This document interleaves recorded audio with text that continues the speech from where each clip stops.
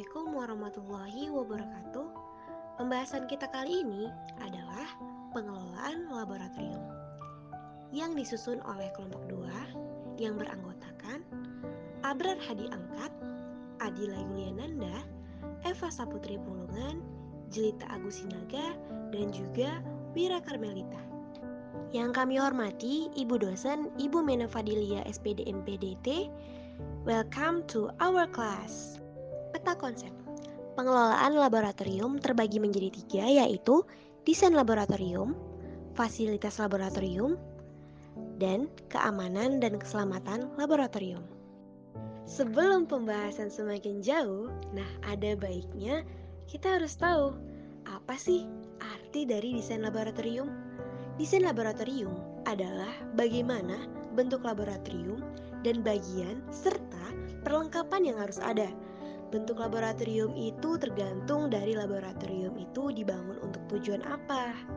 Pada umumnya, bentuk, ukuran, dan tata ruang suatu laboratorium didesain sedemikian rupa sehingga pemakai laboratorium mudah dalam melakukan aktivitasnya. Selain bentuk, ukuran laboratorium juga mendapat perhatian karena fungsi laboratorium tidak hanya digunakan sebagai tempat untuk percobaan yang bersifat individual saja. Nah, gambar ini merupakan desain laboratorium pengujian tanah dan pengujian bahan Fakultas Teknik Universitas Negeri Medan.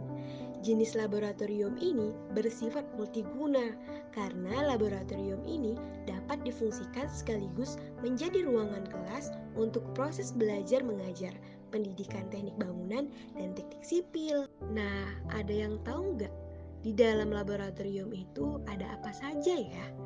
Nah, yang pertama ada ruang utama atau ruang praktikum. Ruang praktikum ini digunakan untuk seorang peneliti melakukan praktikum. Yang kedua yaitu ruang penyimpanan yang fungsinya untuk menyimpan alat dan bahan praktikum. Dan ada juga ruang kepala laboratorium dan juga ada kamar mandi. Selanjutnya yaitu fasilitas laboratorium. Fasilitas laboratorium merupakan sarana dan prasarana yang tersedia di laboratorium untuk digunakan oleh pemakai laboratorium. Fasilitas laboratorium berfungsi untuk memudahkan pemakai laboratorium dalam melakukan kegiatan ilmiah. Fasilitas laboratorium mencakup apa saja ya? Nah, yang pertama yaitu penerangan. Penerangan ruang laboratorium harus memiliki pengatur penerangan yang dapat diubah-ubah sesuai dengan kebutuhan. Sumber cahaya dapat berasal dari cahaya matahari atau dari listrik. Nah, yang kedua yaitu ventilasi. Ventilasi dibuat untuk pengaliran dan pertukaran udara di laboratorium. Ventilasi di laboratorium juga membutuhkan alat perotasi udara seperti kipas penyedot atau ceiling fans. Yang ketiga yaitu instalasi listrik. Instalasi listrik berfungsi untuk memfasilitasi sarana dan prasarana serta kegiatan ilmiah di laboratorium yang memerlukan aliran listrik. Nah, yang keempat yaitu instalasi air bersih. Kebutuhan instalasi air di laboratorium adalah keperluan proses pembelajaran, yaitu eksperimen dan demonstrasi, merawat dan memelihara alat-alat laboratorium yang dapat dibersihkan dengan air, memelihara kebersihan laboratorium, dan untuk mencuci tangan. Keamanan dan keselamatan kerja di laboratorium.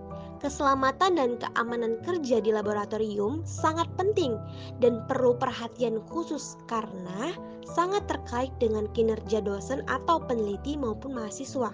Semakin mencukupi tersedianya fasilitas keselamatan dan keamanan kerja, maka akan semakin sedikit kemungkinan terjadinya kecelakaan kerja.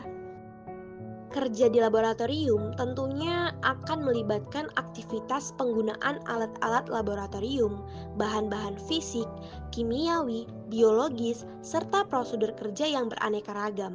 Rangkaian kerja laboratorium ini bisa berpotensi munculnya risiko kecelakaan kerja yang dapat membahayakan keselamatan dan kesehatan diri. Contoh kecelakaan kerja di laboratorium yaitu terpleset, terkena larutan asam, terkena logam natrium atau kalium, dan juga luka bakar akibat benda panas.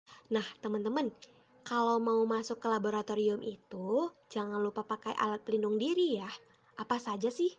Nah, ini dia. Yang pertama ada jas laboratorium yang fungsinya untuk melindungi badan dari percikan bahan kimia berbahaya. Nah, yang kedua yaitu kacamata keselamatan. Kacamata keselamatan digunakan sebagai pelindung mata dari percikan larutan yang dapat membahayakan mata ketika sedang bekerja di laboratorium. Nah, teman-teman, kalau mau masuk ke laboratorium itu, jangan lupa pakai alat pelindung diri ya. Apa saja sih? Nah, ini dia. Yang pertama ada jas laboratorium yang fungsinya untuk melindungi badan dari percikan bahan kimia berbahaya. Nah, yang kedua yaitu kacamata keselamatan. Kacamata keselamatan digunakan sebagai pelindung mata dari percikan larutan yang dapat membahayakan mata ketika sedang bekerja di laboratorium. Dan juga sarung tangan ya, merupakan perlengkapan yang dapat melindungi tangan Anda dari ceceran larutan kimia yang bisa membuat kulit Anda gatal atau melepuh. Dan masih banyak lagi teman-teman. Sekian dari materi pembelajaran kita. Semoga bermanfaat. Wabillahi taufik walidayah. Wassalamualaikum warahmatullahi wabarakatuh.